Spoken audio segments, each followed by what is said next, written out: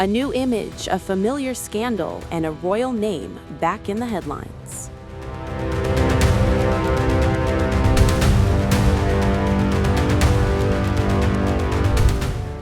A never-before-seen photograph tied to the world of convicted sex offender Jeffrey Epstein has suddenly surfaced, and it's raising eyebrows across both sides of the Atlantic.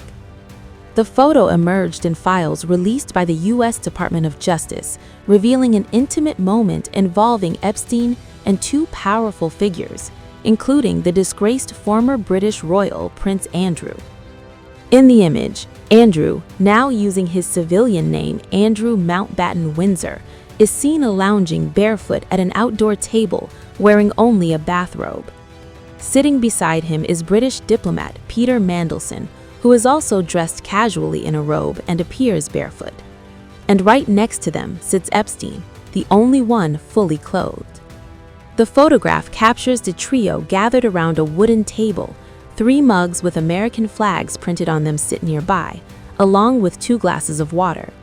The setting appears relaxed, almost casual, but the company and context make the image striking.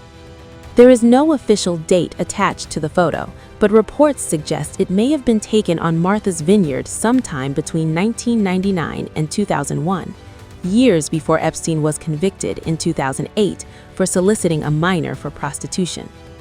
The appearance of the photo is significant because it connects figures who have long faced scrutiny over their relationships with Epstein. A similar image of Mandelson previously surfaced in Epstein's infamous 2003 birthday book, a collection of messages from powerful friends that revealed the financier's unusually close connections with influential people across politics, business, and entertainment. Both Andrew and Mandelson have faced years of criticism for maintaining ties to Epstein even after his criminal conviction. The controversy surrounding Mandelson's relationship with the financier at one point threatened to shake the British political establishment itself. Let me start where I must start, which is to accept, as I do, that I made a mistake in appointing Peter Mandelson.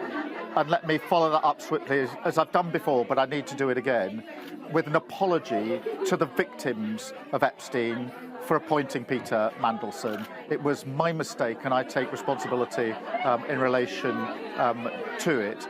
The release of the information shows what was known. That led to further questions being asked. Unfortunately, because of the Metropolitan Police investigation, we can't release that information yet. But that doesn't take away from the fact that it was me that made the mistake, and it's me that makes the apology to the victims of Epstein, and I do that.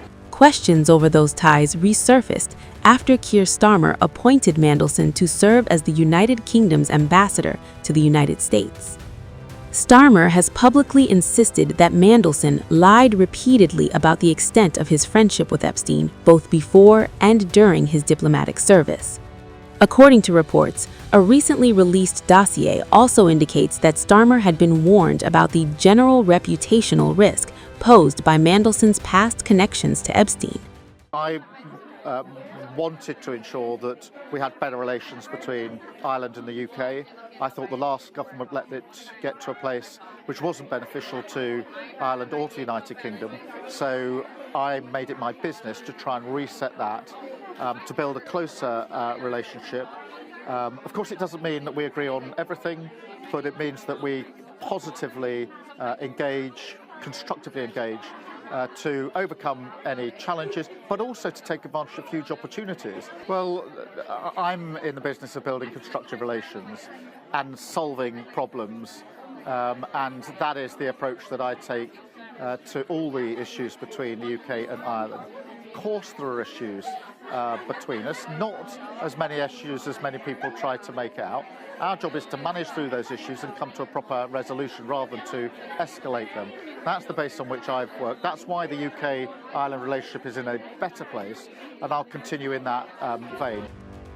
Meanwhile, the scandal surrounding Andrew has only deepened. Once one of the most prominent members of Britain's royal family, the former prince has already seen his reputation collapse over his links to Epstein and Epstein's longtime associate Ghislaine Maxwell.